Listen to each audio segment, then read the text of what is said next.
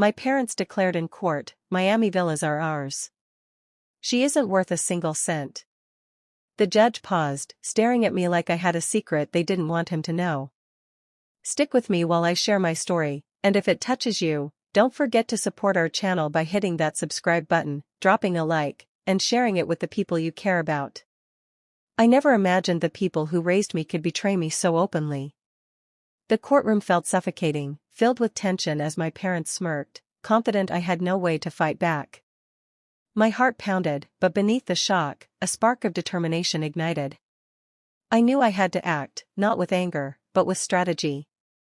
Every glance, every whispered word in that room became a clue. Miami's sun reflected off the windows, but inside, I felt the cold weight of their greed. This wasn't just about villas, it was about respect I had earned and would reclaim. After the courtroom shock, I went home, hoping for a moment of clarity, but instead, I found betrayal waiting in writing. Hidden among old legal papers was a revised will, one I had never been told about. Every word stabbed me. I was erased, completely cut out of the inheritance I thought was mine by right. Even worse, the villas were earmarked for my younger cousin, Jace Alden, a boy I barely knew, someone my parents had always favored. It was as if my years of loyalty, my hard work, and my love for them had never mattered.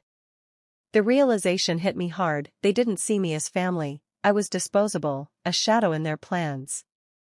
My chest tightened, but somewhere inside, a quiet resolve began to form. This betrayal wouldn't define me, it would fuel me. I decided to confront them quietly, hoping a private conversation might stir some sense of fairness. Instead, I was met with cold laughter and dismissive sneers.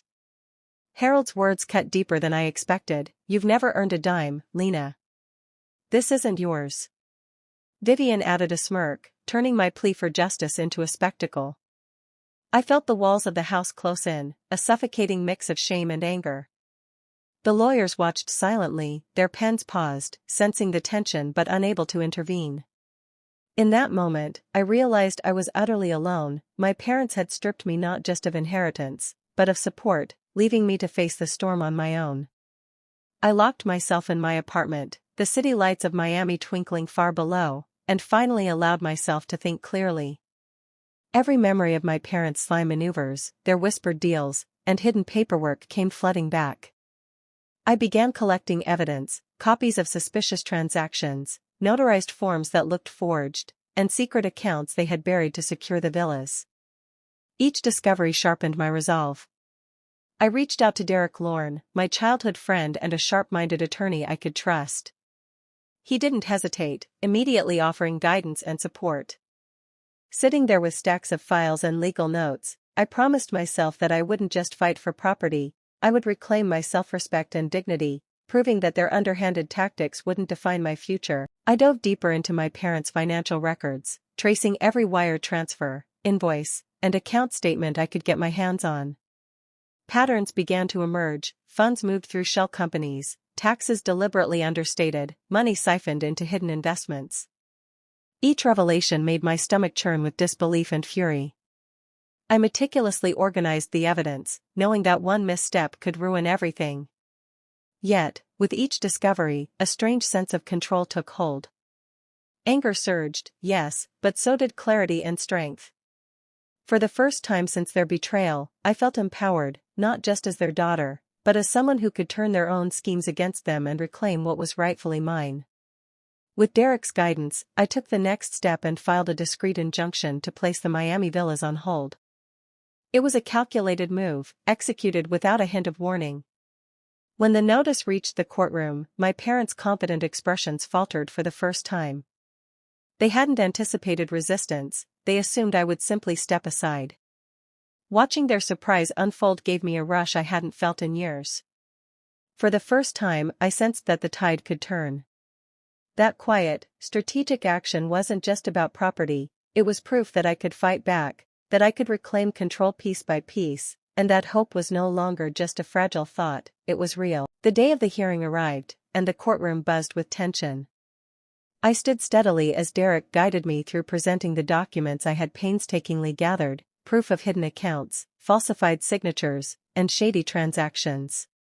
Each piece of evidence landed like a hammer, revealing the true extent of their mismanagement. Across the room, Jace's face drained of color. Confusion and guilt flashed in his eyes as he realized he had been manipulated into their scheme. Finally, I found my voice, clear and unwavering, exposing every betrayal my parents had tried to hide. For the first time, I wasn't pleading, I was asserting, and the courtroom could no longer ignore the truth I carried. The judge leaned back, eyes scanning every page I had submitted, clearly weighing the weight of the evidence. For the first time, I sensed genuine respect in his expression. Harold opened his mouth to protest, but I countered calmly, laying out the facts with precision and clarity. Vivian's smirk faltered as the room fell silent, the air thick with tension. Their usual confidence crumbled under the undeniable proof I presented. In that moment, I saw them falter, not with threats or shouting, but quietly, subdued by the very diligence and determination they had never expected from me. My subtle, calculated revenge had quietly begun. The judge's gavel finally struck, signaling a decision that tilted the balance in my favor. The Miami villas were immediately frozen, pending a full inquiry into my parents' dealings. Relief washed over me, but it was tempered by a steady focus on the next steps. With Derek's advice, I negotiated terms that allowed me partial oversight of the estates, ensuring nothing could be moved or sold without scrutiny. I stayed within legal boundaries, refusing to stoop to the same underhanded tactics my parents had used. Watching their proud, arrogant expressions tighten as they realized they had lost control brought a quiet satisfaction. Justice didn't have to be loud to be absolute.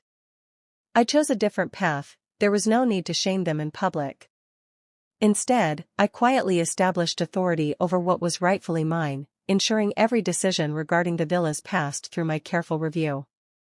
Each move was deliberate, a silent reminder that I wasn't to be underestimated. Jace approached me hesitantly, realizing the precarious position he had been placed in. I offered guidance on navigating my parents' manipulations, earning a cautious respect he had never shown before. In that quiet exchange, I felt a deeper satisfaction than any courtroom victory could give. Revenge didn't have to be loud or vindictive. It was measured, controlled, and entirely mine. With the legal battles behind me, I turned my attention to building something of my own. I began investing carefully in Miami properties, focusing on transparency and fairness, determined to create a business rooted in integrity. Each purchase, each deal reinforced my sense of independence. Derek became more than a legal ally, he joined as my business partner, offering guidance, support, and trust one hadn't realized I needed. Together, we navigated the market with precision and ethics. For the first time in years, I felt truly free. Control, pride, and self-respect became my new currency, far more valuable than any inheritance my parents had tried to hoard. Late at night, I often found myself thinking back on the years of deception and the sharp sting of betrayal. The hurt had been profound, but each setback had taught me lessons I wouldn't trade for anything. Pain had shaped my perspective, forcing me to confront not only their flaws but my own strength. I came to understand that true triumph wasn't in vengeance, it was in maintaining dignity, using resilience to rise above manipulation, and trusting my intellect to guide every choice. With each reflection, I grew more self-reliant and confident. The experience had forged a version of me far stronger, wiser, and more independent than I had ever imagined possible. Years later, I observed from a distance as my parents faced the consequences of their reckless decisions. Their ventures stumbled, debts accumulated, and the aura of control they once wielded dissolved. Yet, I felt no need to celebrate their downfall. Satisfaction came quietly, in the knowledge that fairness had simply found its course. Meanwhile, my business continued to grow steadily, guided by principles I valued deeply. Life was calm, purposeful, and mine to shape without compromise. I had reclaimed more than wealth, I had preserved my integrity. Sometimes, the best revenge isn't in hurting them, it's in thriving while they crumble. As the judge read through the letters, reports, and recordings, the quiet in the courtroom grew heavier. Page after page, every piece of evidence showed intention, clarity, and a bond my parents had never bothered to understand. I watched the judge pause, then look directly at Grant and Isolde. That single glance seemed to shake the ground beneath them. Grant reacted first. He shot up from his seat, his voice rising before his attorney could stop him.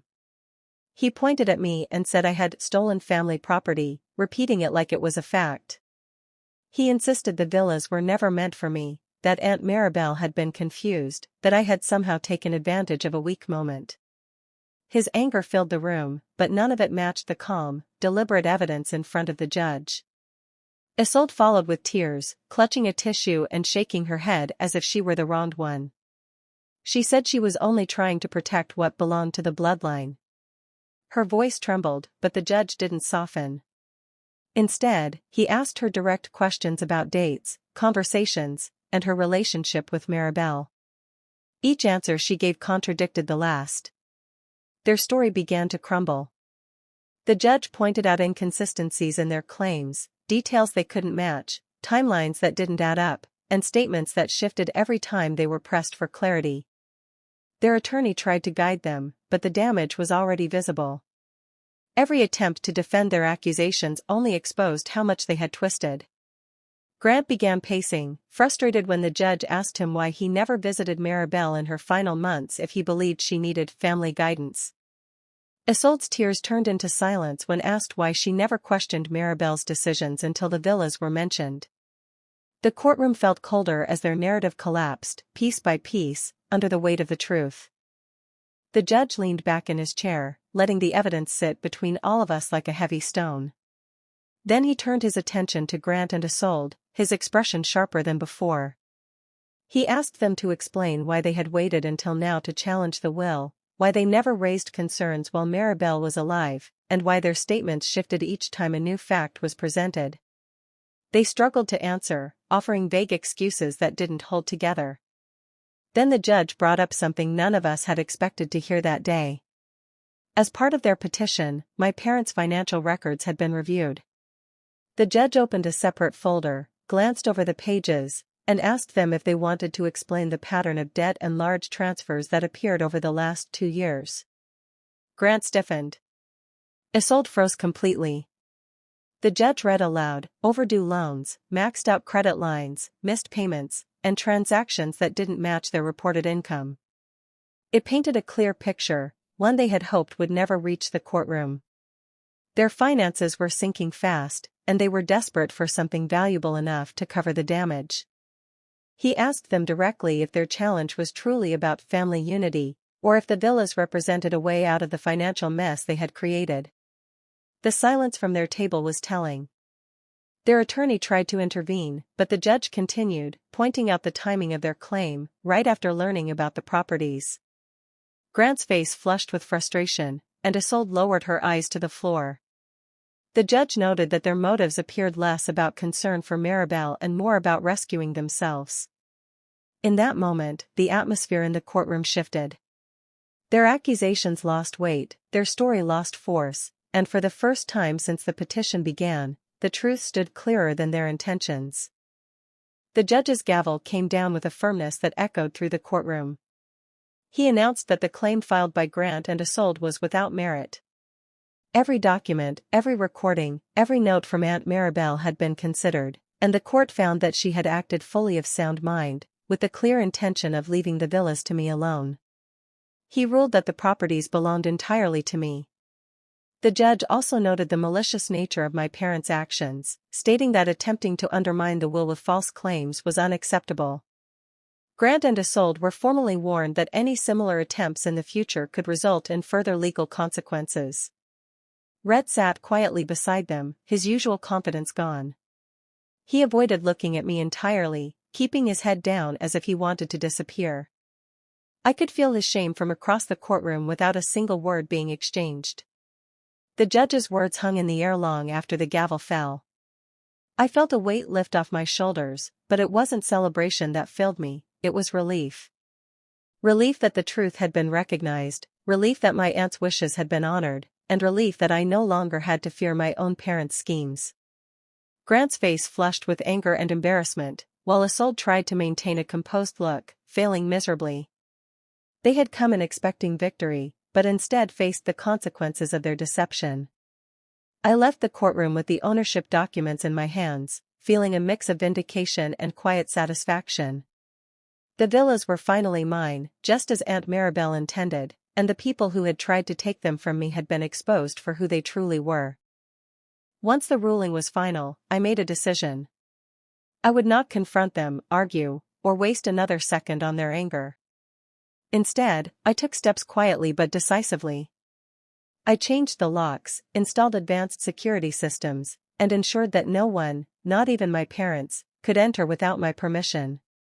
Every action was deliberate, every measure calculated to protect what was rightfully mine. Then I focused on the villas themselves. They needed care, attention, and respect, just as Aunt Maribel had intended. I oversaw renovations personally, choosing designs and touches that reflected her taste and spirit. Every room, every corner, became a tribute to her memory, a living reminder of the person who had truly believed in me. I never announced my plans to anyone. I didn't post updates or invite attention. I simply worked, moving through each day with calm determination. Each time I walked through the halls, I felt a quiet satisfaction, knowing that the effort I poured in wasn't just restoring property, it was restoring a piece of my life that had been overshadowed by betrayal. The best part of it all was the silence. I didn't need to yell, to confront, or to humiliate. The consequences of their actions unfolded naturally.